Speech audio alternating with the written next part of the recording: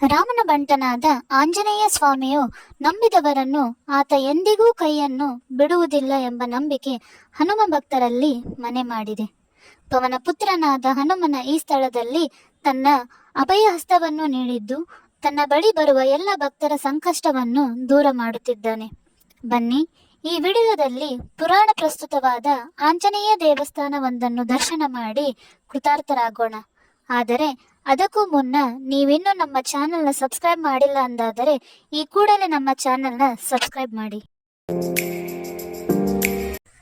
ಹಳೆ ದಾವಣಗೆರೆಯ ಶಿವಾಜಿ ಸರ್ಕಲ್ ಹತ್ತಿರದ ಅತ್ಯಂತ ಪ್ರಸಿದ್ಧ ದುಗ್ಗಮ್ಮ ದೇವಸ್ಥಾನದ ಹತ್ತಿರವಿರುವ ಆಂಜನೇಯನ ಮೂರ್ತಿಯನ್ನು ವಿಜಯನಗರದ ರಾಜಗುರುಗಳಾದ ವ್ಯಾಸರಾಯರು ಅವರು ಲೋಕ ಸಂಚಾರಕ್ಕೆ ಬಂದಾಗ ಇಲ್ಲಿ ಪ್ರತಿಷ್ಠಾಪನೆ ಮಾಡಿದರು. ಆದರೆ ಕಾಲಾಂತರ ವರ್ಷಗಳ ನಂತರ ಅವರು ನಿರ್ಮಿಸಿದ ಮೂರ್ತಿ ಭೂಮಿಯಲ್ಲಿ ಹುದುಗಿ ಹೋಯಿತು.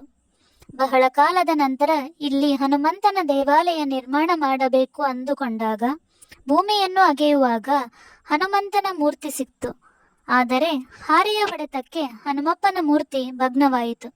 ಆದ್ದರಿಂದ ಇನ್ನೊಂದು ಮೂರ್ತಿಯನ್ನು ಗರ್ಭಗುಡಿಯಲ್ಲಿಟ್ಟು ಪೂಜಿಸಲು ಆರಂಭ ಮಾಡಿದರು.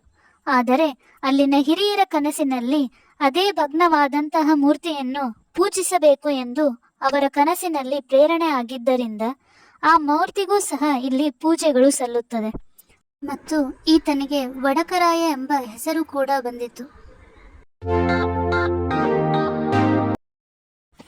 ಈ ದೇವಸ್ಥಾನದ ಮತ್ತೊಂದು ವಿಶೇಷತೆ ಎಂದರೆ ಈ ದೇವಸ್ಥಾನದ ಗೋಡೆಗಳ ಮೇಲೆ ಶ್ರೀ ಹನುಮಂತನ ವಿಶೇಷ ಕತೆ ಮತ್ತು ಆತನ ಲೀಲೆಗಳನ್ನು ಚಿತ್ರದ ಮೂಲಕ ವಿವರಿಸಲಾಗಿದೆ.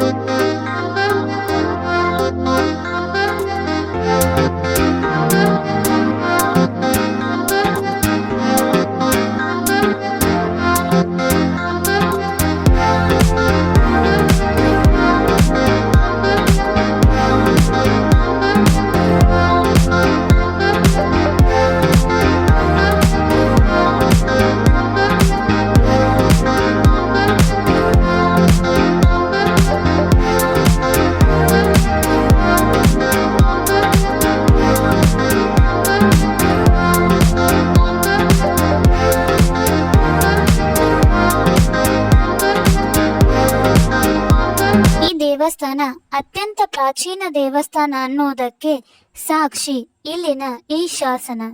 ಹಾಗೆ ಈ ದೇವಾಲಯದಲ್ಲಿರುವ ನವಗ್ರಹಗಳನ್ನು ಪೂಜಿಸುವ ಮೂಲಕ ಭಕ್ತರು ತಮ್ಮ ಜೀವನದಲ್ಲಿನ ಅಡೆತಡೆಗಳನ್ನು ನಿವಾರಿಸಿಕೊಳ್ಳಲು ಬರುತ್ತಾರೆ. ಹಾಗೆಯೇ ಕೃಷ್ಣನ ಒಂದು ರೂಪ, ವಿಶೇಷವಾಗಿ ಹಸುವಿನ ಎದುರಿಗೆ ನಿಂತಿರುವ ಗೋಪಾಲಕೃಷ್ಣನ ದೇವಾಲಯವಿದೆ. ಹಾಗೆಯೇ ಇಲ್ಲಿ ನಾಗಪ್ಪನ ವಿಗ್ರಹವನ್ನು ಪ್ರತಿಷ್ಠಾಪಿಸಲಾಗಿದೆ ಮತ್ತು ಭಕ್ತರು ವಿವಿಧ ಸಮಸ್ಯೆಗಳ ನಿವಾರಣೆಗಾಗಿ ಇಲ್ಲಿಗೆ ಬರುತ್ತಾರೆ. ಹಾಗೆಯೇ ಹಿಂದೂ ಧರ್ಮದಲ್ಲಿ ಅತಿ ಹೆಚ್ಚು ಪೂಜಿಸುವ ಅರಳಿ ಮರ ಇಲ್ಲಿರುವುದು ಪ್ರಮುಖವಾಗಿದೆ. ಜೊತೆಗೆ ಇಲ್ಲಿ ಗಣೇಶನ ದರ್ಶನವೂ ಪಡೆಯಬಹುದು.